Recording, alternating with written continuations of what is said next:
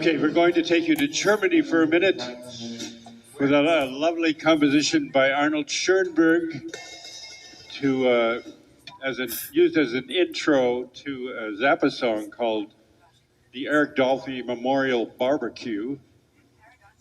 And it's, as you'll see, it's like a perfect intro for that.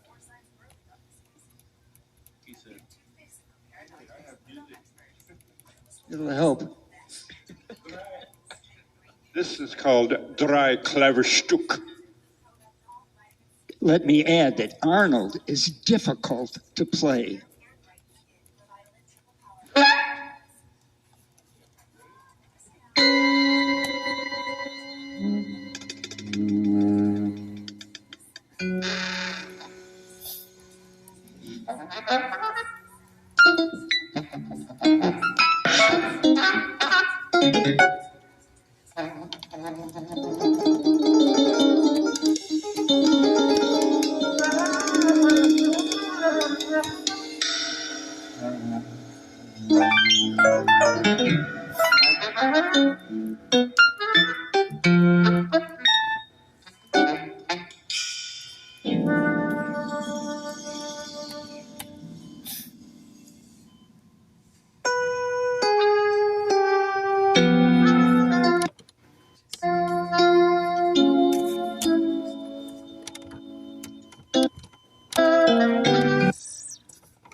As I said, I wrote a song about the most commonly asked questions over the years. By far, 50% at least of all the questions asked.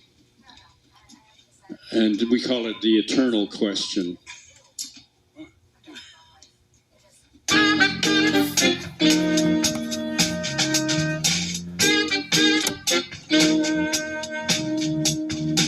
I was walking in the supermarket just the other day, picking through the vegetables, and a weirdo passed my way. He turned and stared with beady eyes and skin that looked like lead. Tattered jeans and beads and chains, and this is what he said.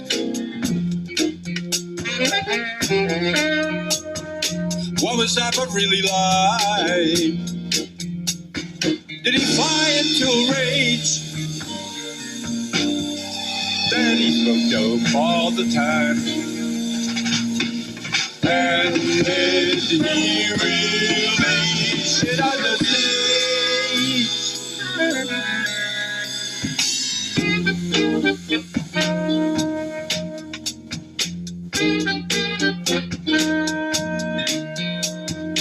We played at Royal Festival Hall, and written in the score was Jim dressed up like Hendrix in the audience to score. He spied an English usherette and sized her up for life. She said, "You're the most disgusting thing I've ever seen in my life." But tell me, what was Zappa really like? Did he really get upset Betty smoked dope all the time. And did he really? How about this cat? Well, what was he like anyhow, Bug? Well, firsthand, this is firsthand, okay? Had a very strange sense of humor. And the reason I say that is because we had to wear these dresses for an album. You mean these dresses? Yeah. You know what? I noticed yours is white. I didn't like it. You didn't? What? Red, blue, something exciting, but no, white. Too virgin-y. Excuse me. Well, my dress didn't fit. Why? Why? You're dirty. Well, okay. I got it. Well. Anyhow. Yes. He thought it was funny. I wasn't out of the closet then, but, I didn't. Well, at least we played music. Yeah. That was Boss, Tough, and Bitchin'. Yeah. Like this.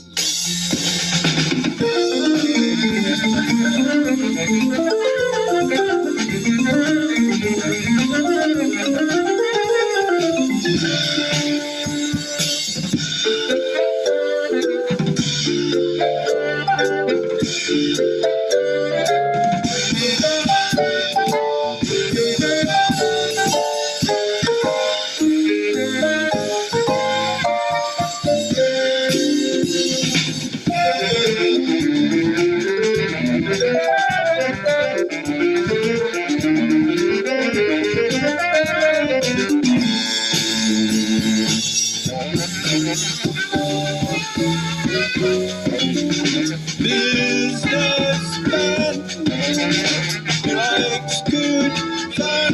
He's a genius. He's a genius. He's a genius.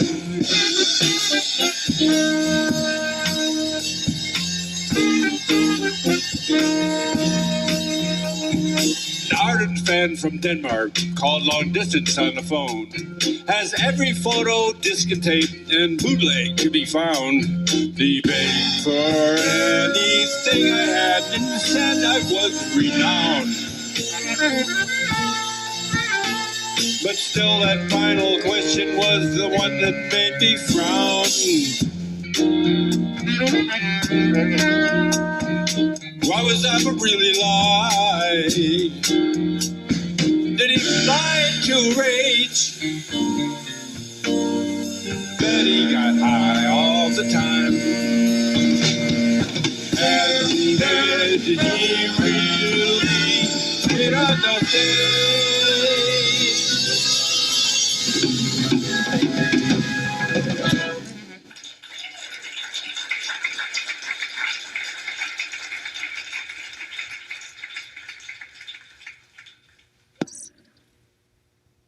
As I said, I wrote a song about the most commonly asked question over the years. By far, 50% at least of all the questions asked. And we call it the eternal question.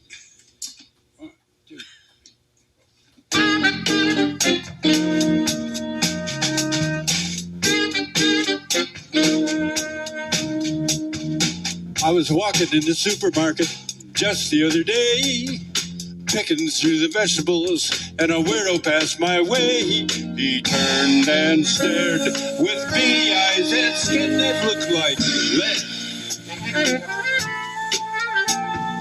Tattered jeans and beads and chains, and this is what he said.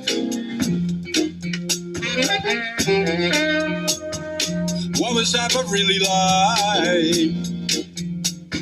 Did he fly into a rage? Then he smoked dope all the time. And did he really shit on the stage?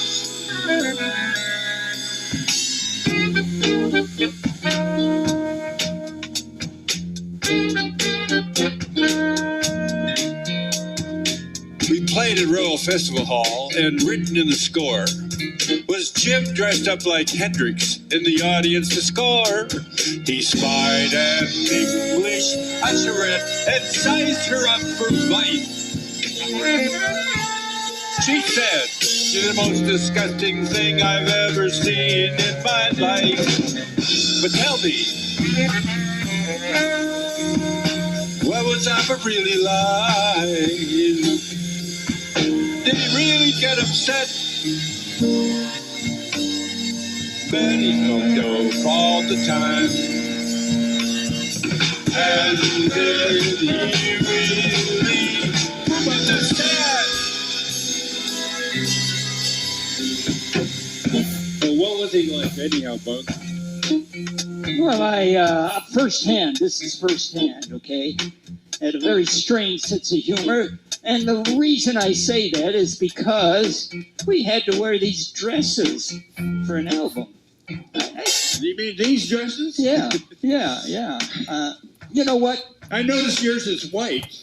I didn't like it. You didn't? Why? Red, blue, something exciting, but no, white. Too virgin-y. Well, my dress didn't fit. Why? You're dirty. Well, okay. I got it. Well. Anyhow, yes. He thought it was funny. I wasn't out of the closet then, but, I didn't. Well, at least we played music. Yeah. That was boss, tough, and bitchin'. Yeah. Like this.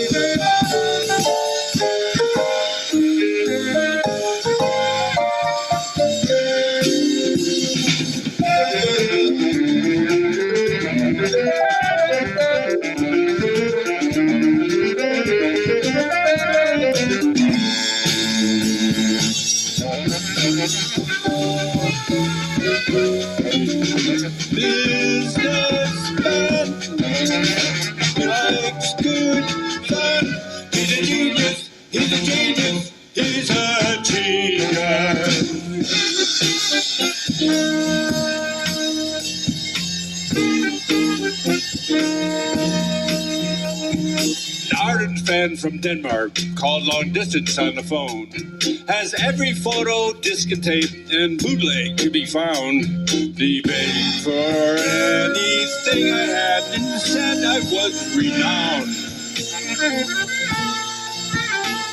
But still, that final question was the one that made me frown.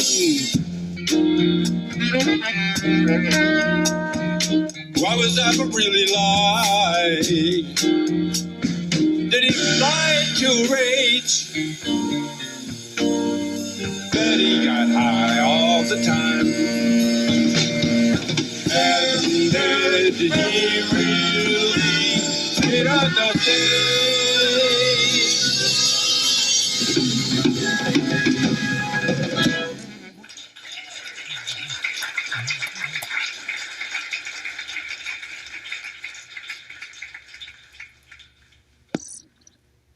As I said, I wrote a song about...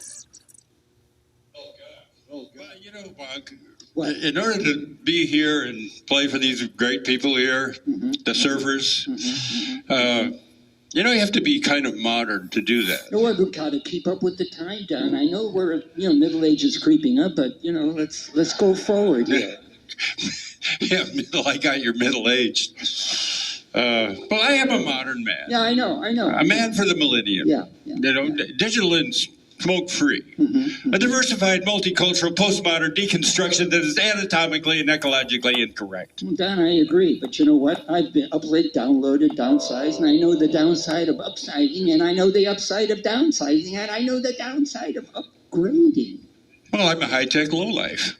Yes. I know that the cutting-edge, state-of-the-art bicoastal multitasker, and I can give you a gigabyte in a nanosecond. That's fast, Don.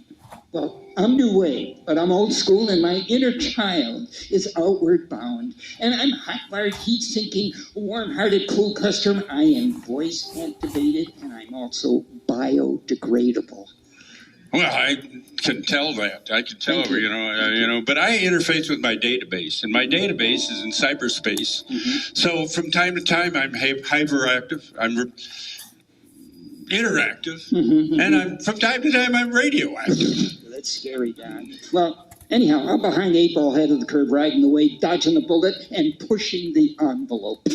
Well, I'm on point, off drugs, on task, on message. I've got no need for coke and speed. I've got no urge to binge and purge. Mm-hmm. Well, let me give you a real mouthful, Don. I am a fully equipped, factory-authorized, hospital-tested, clinically proven, scientifically formulated medical miracle at 85. I know your doctor. I can test thank you. We do have the same doctor. I'm in the moment, on the edge, over the top, and under the radar. A proactive outreach, raging workaholic and a working rageaholic. I know, Don. I know. Well, anyhow, I'm a hands-on, footloose, knee-jerk head case, and I've got a love child that sends me hate mail. Well, I bought a microwave in a mini mall. Oh, well, I didn't know. I bought a minivan at a mega store. I eat fast food in the slow lane. Well, I'm toll-free and bite-sized. Ready to wear. I come in all sizes. Driving and moving. Well, I'm sailing and spinning. Driving and grooving. I'm wailing and winning. I don't move, so I don't smooth. Well, I keep the pedal to the metal and I rope around the road. Party hardy, and lunchtime is crunch time. Well, I'm hanging in there. There ain't no doubt. And I'm hanging tough. Over and out.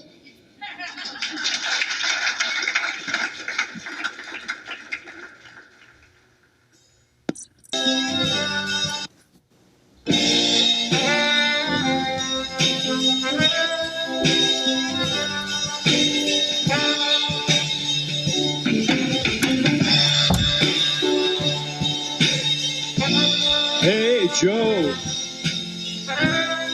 where you going with that gun in your hand?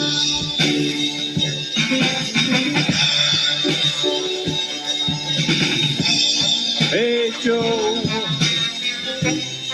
where you going with that gun in your hand?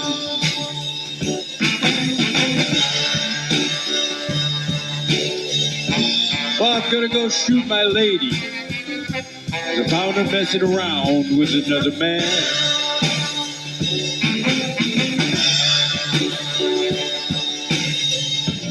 I'm gonna go shoot my lady. Found her messing around with another man.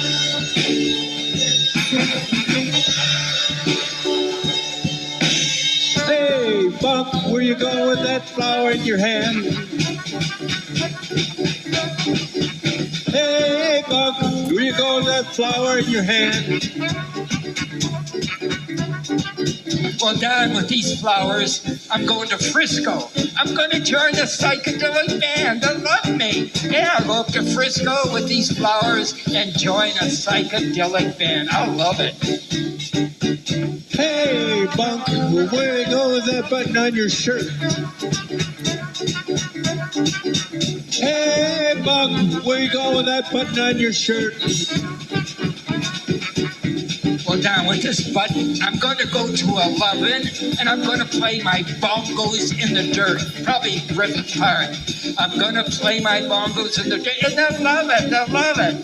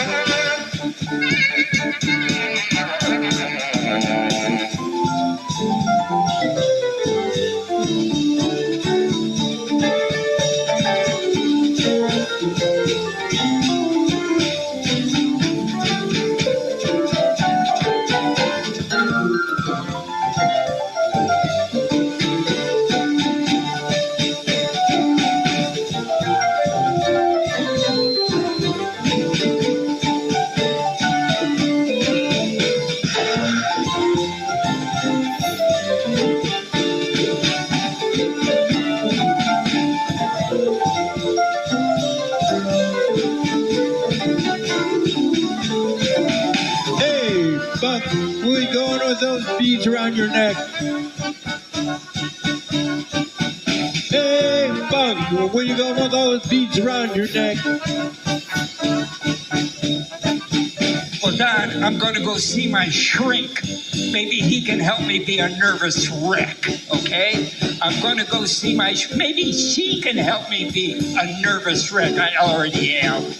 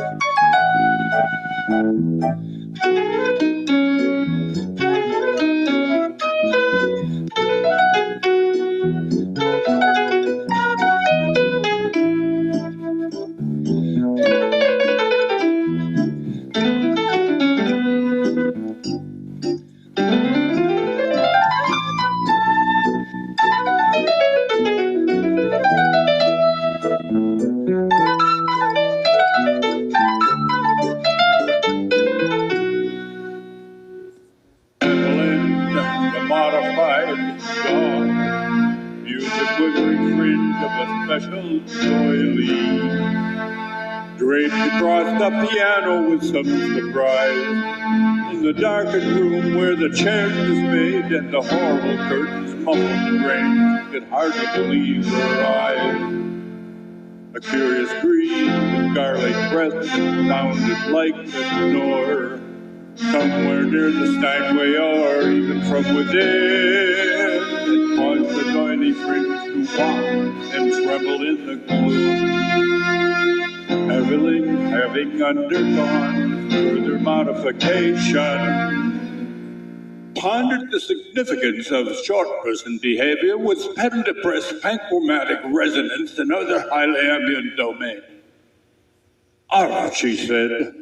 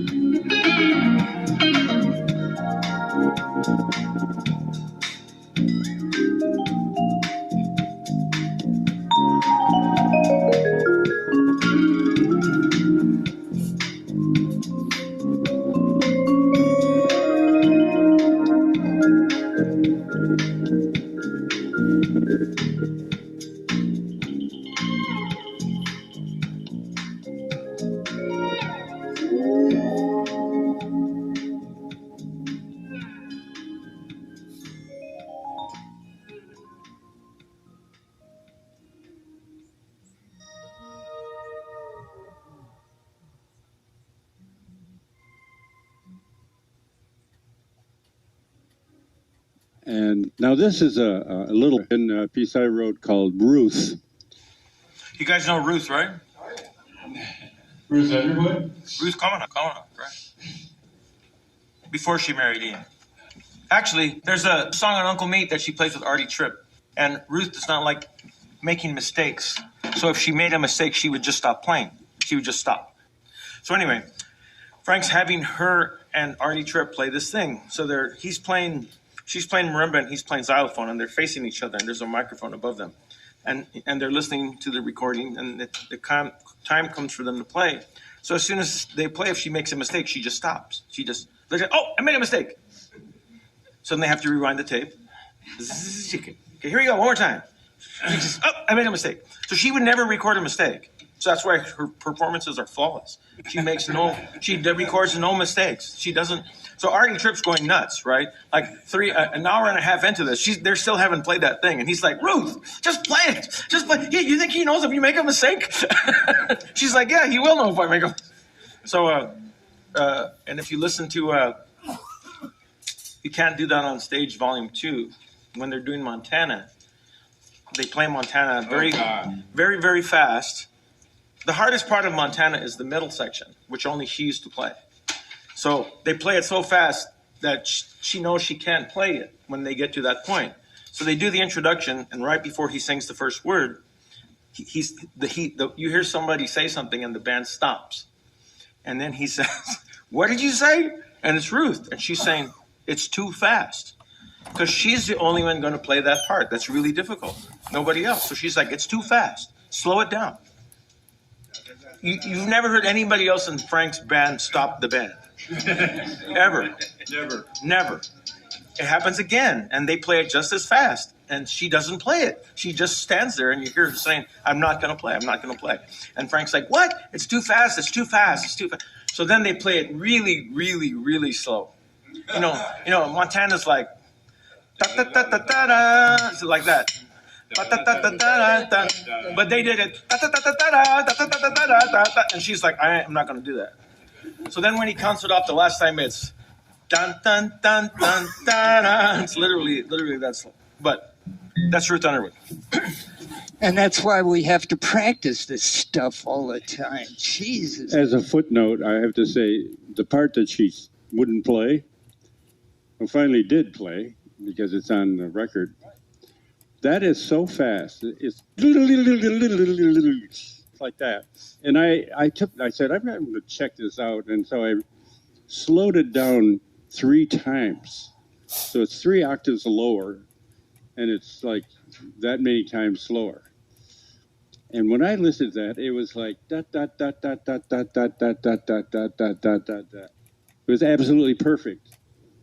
I've never heard anything like that in my life. Except a mockingbird one time. And, just as a footnote, all those fast notes, Frank never wrote A Place to Breathe. Well, come on, you play a string instrument, so you just have to take your chances, and when you do breathe, you got to be able to come back in and where you kind of left off. Anyhow.